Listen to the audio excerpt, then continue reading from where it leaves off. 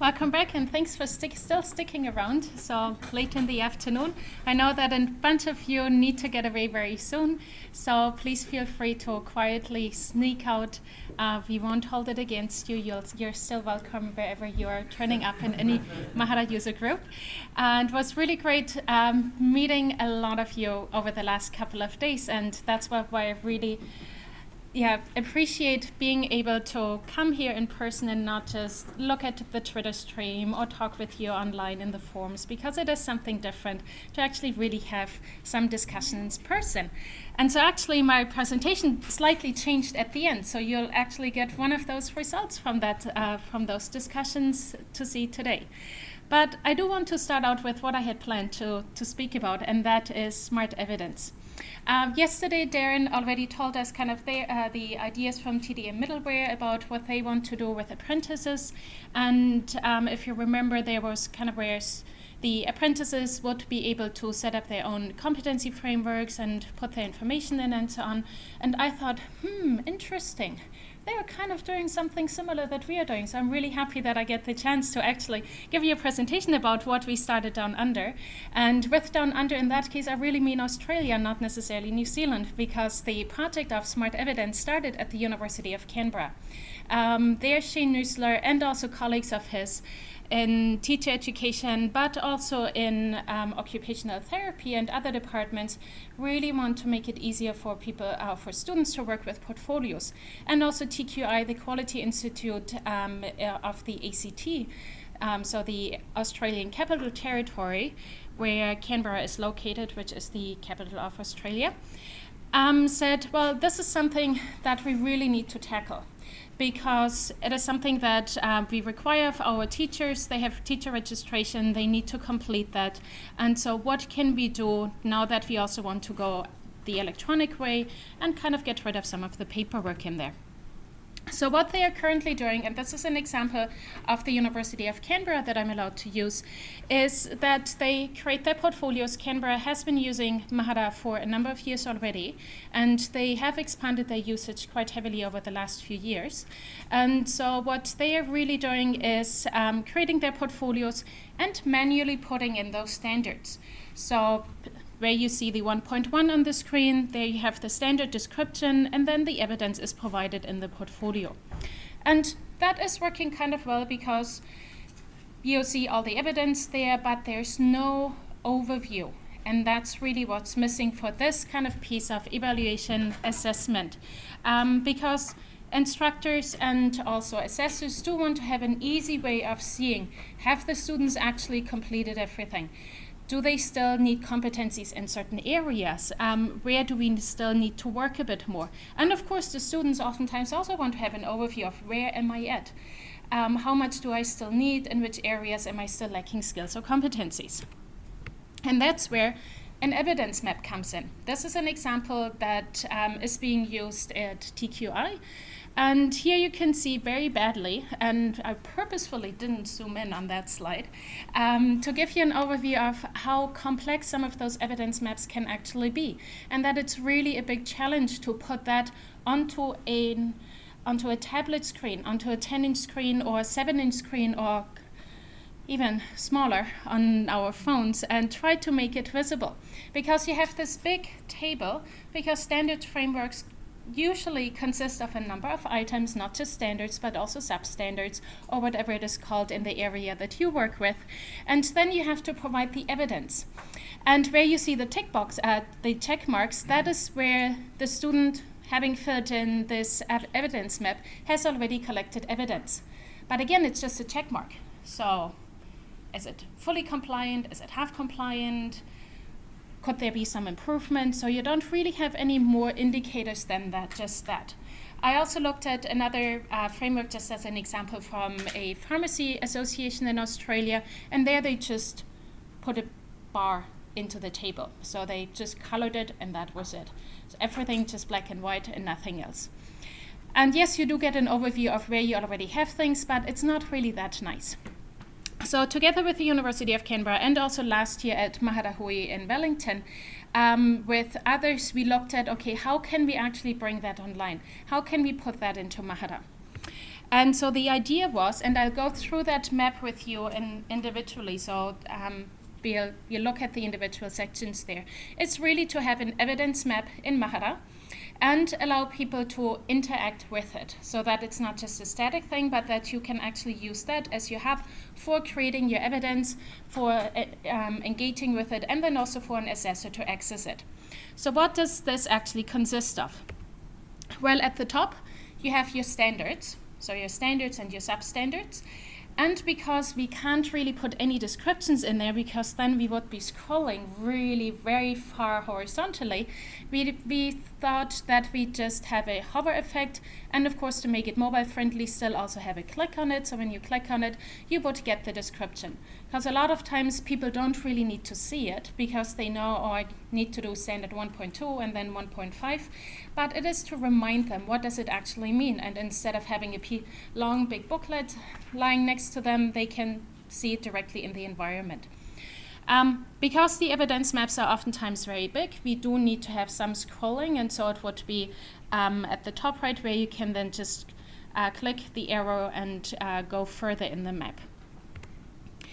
Then on the left, you would have your evidence pages, and we would still work in the metaphors of Mahara of having pages, and SmartEvidence would be one collection, which has the evidence map either at the front or at the end, because some people said, well, we don't really just want to focus on the map, because then people just look at it as a checkbox and checklist and don't do anything else. So rather have it at the back, but some people want to have it at the front. And so you would still collect your evidence in those pages. You can click on those pages and then collect your evidence there and go back to the map in order to associate it with certain standards. The idea was also to have a number of pages already set up, so that the students know how many different pieces of evidence they actually need, but still give them the opportunity to add more to it. And then, of course, we have the biggest part of the map, where the students and assessors and faculty would interact and could say, okay, now I've uploaded evidence and I associate it with a standard. So they click on the area where they think it fits into this standard framework, and then have an indicator there. Yep, that's me. They leave a brief annotation, also explaining why they think their evidence meets the standard, so that it's not just, oh yeah, here it's 1.5, and the lecturer needs to kind of think and interpret and doesn't really know whether it's the right direction. And then the assessor can go there and also click on that same ring. In this case, it is here in the mock-up, the blue one, and then read the annotation and mark it either with meets or partially meets, and also leave an annotation. So a comment to that, or rather a comment to the annotation, so that they also interact. So similar to the feedback functionality that we already have, just on a different level. And the idea for that entire map is that we can also change the language in there, because every framework uses different language, every department uses different language. Some use standards and substandards, others use standards and descriptors, and then the evidence categories aren't necessarily meet or partially meets, but something else. So that would be flexible as well. And then at the bottom, to give a brief summary, you would see how many evidence items you already have for each substandard, so that you can go back and see where you still need information or more evidence. And for the very mobile friendly ones, we have a very quick overview of where evidence has already been collected. So in case you can't really display a map easily on your device, then you'd have a very brief overview table that displays everything just in plain numbers. So University of Canberra, we did a pilot study with them, or we looked at the usability studies and also business analysis areas of what is needed in order to get to the evidence map. But in the meantime, they already started working on it. And one of their faculty, Thomas Babbitt, he actually developed this and what I called enhanced manual map in a spreadsheet. He just uses Excel. He has mad Excel skills, because he colored all those things in by just clicking on a drop-down menu and then selecting his meets or partially meets or doesn't quite meet it yet, not provided, and then Excel just colors it in for him. And at the bottom where you see the unit summary, it also calculates everything from within that one area and gives the student then an indicator of where they are at within that particular assessment. Now, a complication came through that when we talked to him just 2 weeks ago when we could set up a meeting, namely that he doesn't just have one evidence map. He has multiple ones because he has 4 different points of assessment within a year.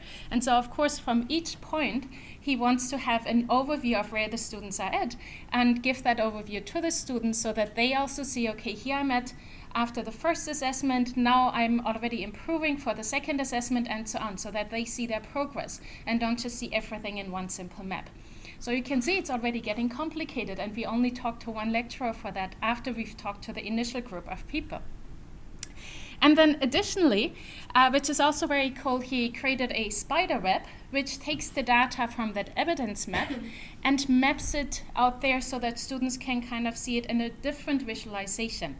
And again, in the middle you see that first assessment, then the red ring is the second one, third, and so on, so that they can really see where they position themselves within the framework, which is the individual points on the spider web. And so we already have a bunch of ideas of what else we can do with SmartEvidence and where we can put it. And so we did make a start. As I mentioned last year, we started with the University of Canberra and other interested people in creating personas and finding our target groups and figuring out who would a SmartEvidence map be for. And then we also looked at functionality that we knew needed to be in SmartEvidence. And that was by talking with the University of Canberra and also TQI. And then we put everything into a spreadsheet and let it sit there, kind of mull it over and looked at what we can actually already do, because creating such a big map, putting in a framework and making it so that it's flexible, adjustable, and configurable so that anybody can actually use it and not just teacher educators at the University of Canberra and TQI. We decided to start small and grow from there. And the first thing that we implemented that you can already see in Mahara 1504 is the annotation block.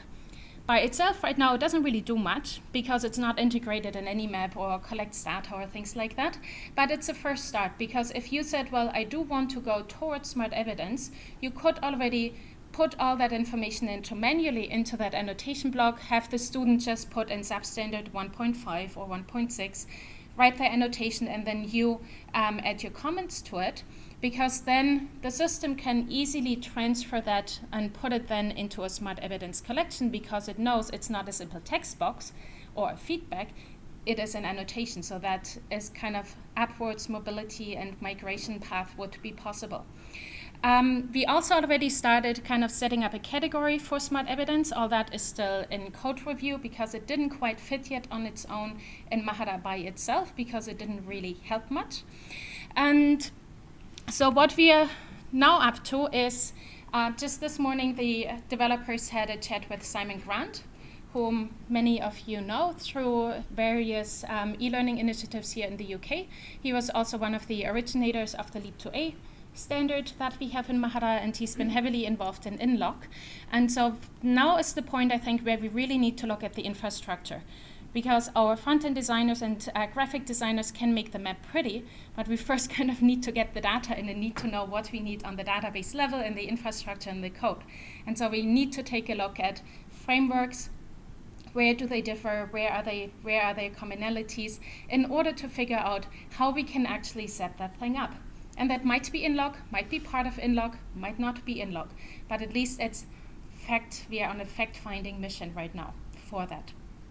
And what's next up too is that TDM came on board, because remember earlier they had a very similar project, not exactly the same, somewhat different, but Darren Kent makes a developer available when there's spare time for that developer, and to work on SmartEvidence, so that he works together with our developers to get more things off the ground.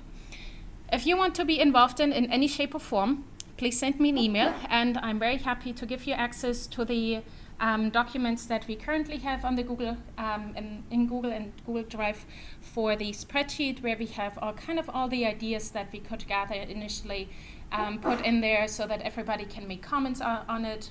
Does it suit you? Does it not suit you? And where you can also add your own comments. There's also a document outlining SmartEvidence kind of on a very high level. And the personas are there as well, so that you know kind of what target groups we are looking at. And of course, you can add more to it, because we know with what TDM middleware works with are apprentices. So that's a somewhat different group than university students or first-year teachers or experienced teachers. So while we may not be able to do everything at once, because you can imagine it's kind of turning into a really big project, and we already knew it was a very big project, is that we do need to have all that information in order to know what we need to cater for in the future potentially, and really see where things are at, where we can go to. And therefore, please let me know if you're interested to participate. I'm thinking of also drawing up more information rather than sharing everything always in the Google Drive, to put it on the wiki so that we have it a bit more structured, and see if it's a very large group that is interested in it, how we can kind of just facilitate communications around it. Because potentially it's also up that we'll just have a chat every so often and see where ideas are at, or who can also help out. And that again doesn't have to be code. Like with any contributions in Mahara, if you are good at designing mockups or wireframes, or if you are good at business analysis and eliciting requirements from people, or you have somebody within your team who is really, really good at it, please let us know, because that is very important before the developers can actually start doing their job. And that pretty much is SmartEvidence. Do you have any questions? Because I think we still have at least a minute and a half. Would anybody here in the room be interested in such a system? Okay, so the interest is definitely there. That is very good to know, so that we are not developing anything that then wouldn't really be used. And yes, or if you do want to know more. Did you already talk to the cousin people where they're learning maths? To who? Be interested. No, they haven't been in anything yet. Because if you are going to show this in cousin too, okay. Be interested. Because that matches really what they already were doing. Hmm. Thanks for the tip, Siggy. Definitely check it out. Any other questions? Gordon. I guess the obvious one really, the time scale for it, and what is the going to cost to make it happen?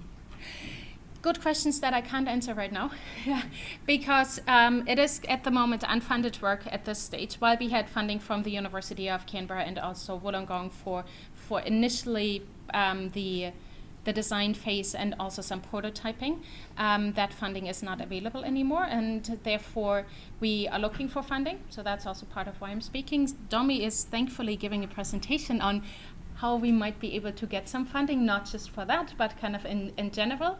And therefore, I can't really give a precise timescale.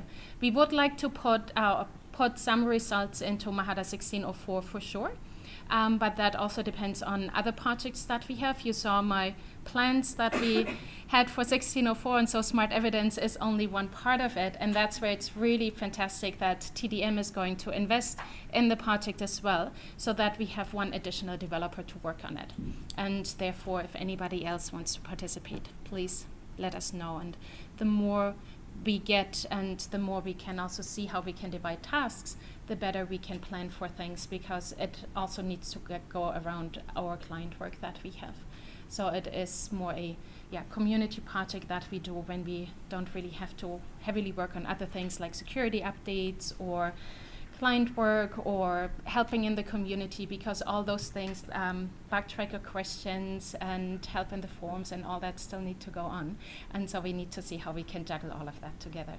But we definitely want to make progress on it, because so far we know that it is something that a lot of people wanted, and where we should be going to bring in some useful assessment to the portfolio area that doesn't replicate what a learning management system already has.